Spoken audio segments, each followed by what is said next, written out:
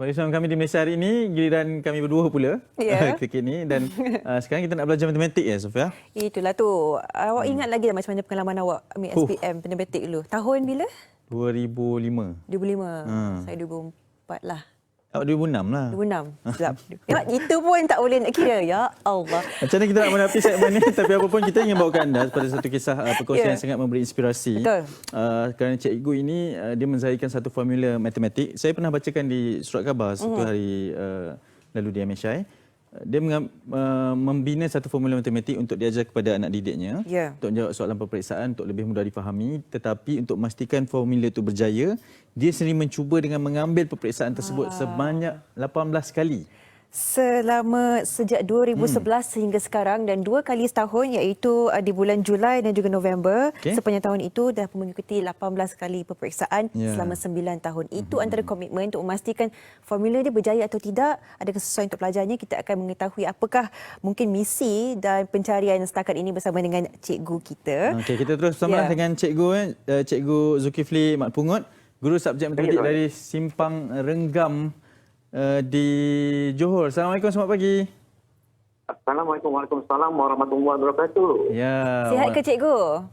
Alhamdulillah hari ini ceria pada pagi ini. Alhamdulillah. Cikgu juga cikgu guru penolong kanan ya di sekolah mana cikgu? Di sekolah menengah Dato' Abdul Rahman Anda, Simpang Renggam Johor. Ya. Cikgu, kami sangat terinspirasi lah sebab cikgu pun dah ada dengan whiteboard di sana tu, papan putih. Dah bersedia nak mengajar kami ke? Boleh. Okey. Silakan cikgu. Okey, silakan. Okey. Dalam hal ini saya ingin memperkenalkan satu teknik di mana iaitu bagaimana pelajar boleh mendapat kecemerlangan dalam pelajaran. Iaitu saya memperkenalkan satu yang saya panggil dia adalah teknik usaha, iaitu lus kecemerlangan. Bagaimana pelajar yang mendapat lus kecemerlangan? Di antaranya beberapa teknik mudah yang saya beri untuk ajar kepada mereka adalah berdasarkan kepada tajuk transformasi atau tajuk penjelmaan yang kelima SPM. Contohnya, satu soalan berkenaan dengan tajuk rotation ataupun dipanggil tajuk paling tidak awal ini adalah berkenaan dengan tajuk rotation, tajuk pantulan, tajuk pembesaran dan tajuk translasi. Tapi pada pagi yang berbahagia ini saya ingin berkongsi tentang tajuk pantulan, iaitu saya menggunakan teknik yang saya panggil objek pantulan image. Orang panggil dia OPA.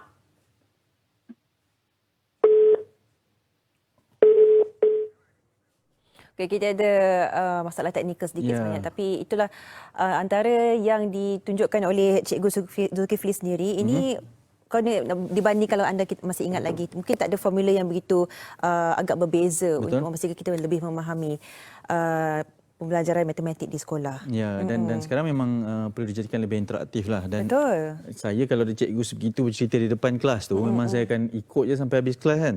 Dengan cara mengajar. Lepas tu dia baru saja ingin memperkenalkan satu formula yang baru ni, OPI tadi. Tapi kita akan cuba untuk terus menghubungi sekali lagi untuk kita sekurang-kurangnya memahami apa formula baru yang dibawakan. Tapi menariknya cikgu ni berusia 50 tahun, penolong kanan petang Sekolah Menengah Kebangsaan Dato' Abdul Rahman Anda di Simpang Renggam Johor.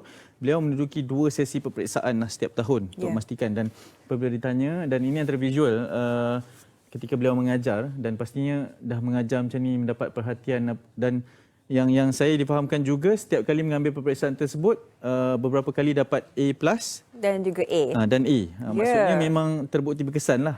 Walaupun beliau seorang cikgu, tapi mungkin mengambil sendiri peperiksaan tu untuk mengetahui tahap tekanan ketika menjawab di peperiksaan kan berbeza kan. Buat latihan dengan exam kan. Sangat berbezanya. Pasti kalau anda sangkakan seorang guru tu akan duduk peperiksaan ni dengan mungkin cara yang lain ataupun pendekatan di bilik lain dan sebagainya. Tidak. Cikgu Zulkifli akan duduk bersama-sama dengan pelajar dan mengharungi dan melalui segala apa yang dilalui oleh pelajar sendiri untuk memastikan beliau mendapat pengalaman itu 100% seperti mana seorang pelajar ataupun anak muridnya di dalam sekolah atau bilik darjah. Dan rasanya kita dah boleh berhubung semula dengan Cikgu Zulkifli ya. Belum lagi. Kita masih lagi cuba menghubungi. Tapi apapun itu mungkin antara perkara yang ditekankanlah sebab sekarang ni zaman dah berubah. Mungkin kadang-kadang sebab saya pun pernah menjadi tenaga pengajar. Bila kita mengajar tu kadang-kadang anak murid ni dia dah lebih advance. Dia dah lebih mengetahui tentang teknik yang betul. Sepatutnya cikgu macam ni, sepatutnya tenaga pengajar macam ni untuk menarik perhatian. Jadi kita jangan tersinggung, kita mengambil perkara tersebut sebagai satu cabaran untuk kita memastikan bahawa teknik pengajaran itu suatu yang boleh diikuti dengan menariklah oleh para pelajar pada era masa kini. Pasti kita raikanlah sebenarnya inisiatif guru ini kerana kita tahu kalau kita belajar berdasarkan textbook sahaja, barangkali bukan semua pelajar boleh memahami. Dan kita akan masih menghubungi Cikgu Zulkifli tetapi melalui panggilan video, panggilan biasa.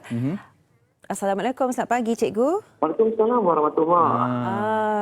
Maafkan kami, kita ada mengalami gangguan teknikal sikit. Mungkin formula ni Cikgu, kami sendiri pun masih lagi dalam proses dari formula tadi. Mungkin Cikgu boleh sampaikan secara audio saja bagaimana untuk memahaminya. OPI ya, Cikgu? Okey, ya, baik. Objek pantulan imej bermaksud.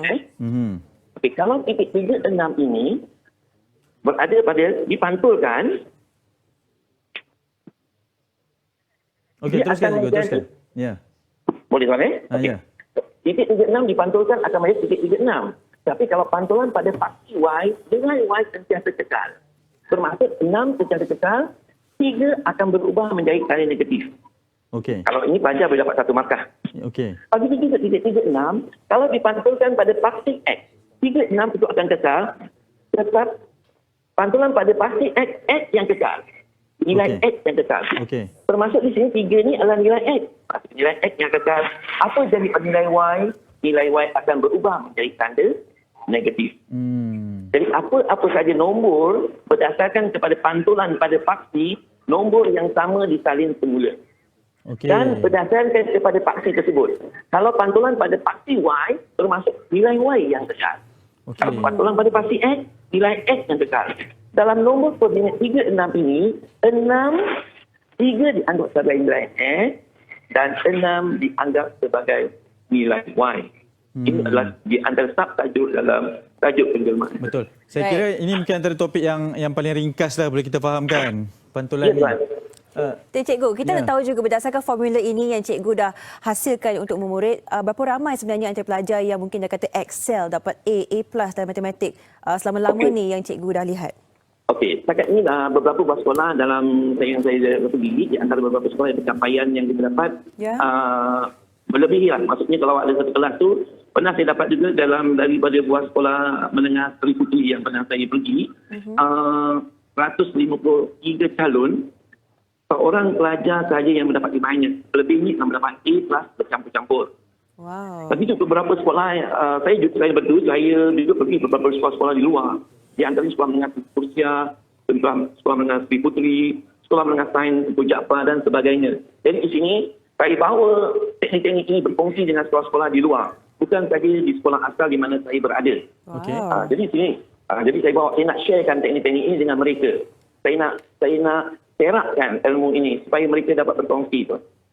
Cikgu, bagaimana penerimaan di kalangan cikgu-cikgu matematik yang lain? Mungkin di sekolah-sekolah yang lain?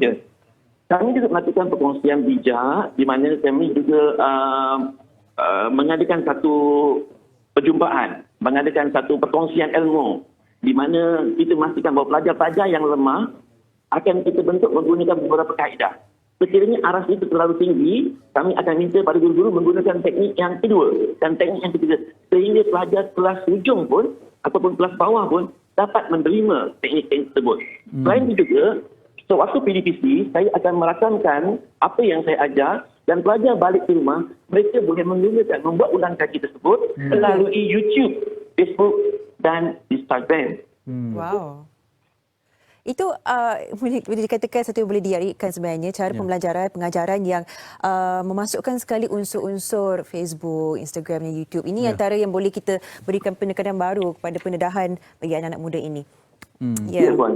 Pasal maknanya dunia pada hari ini, kalau kita lihat pada kajian saya, handphone sebahagian daripada kehidupan pelajar. Jadi saya tidak mahu kerisauan pada ibu bapa melihat anak-anak menggunakan handphone untuk tujuan-tujuan yang selain daripada pelajaran.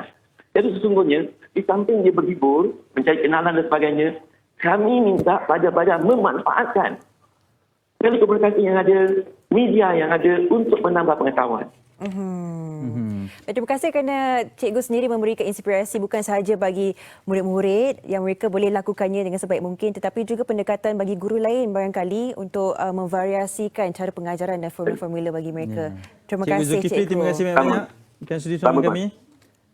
Selamat kembali memulakan sesi persekolahan yang sedikit normal lah ya, kembali bersama dengan murid-murid pada hari ini 15 Julai. Itu dia seorang guru yang tular mengambil peperiksaan matematik sebanyak 18 kali. Bagaimanalah perasaan tu kan 18 kali? Tiap tahun selama 9 tahun saya tak boleh bayangkan. Tapi itulah komitmen cikgu.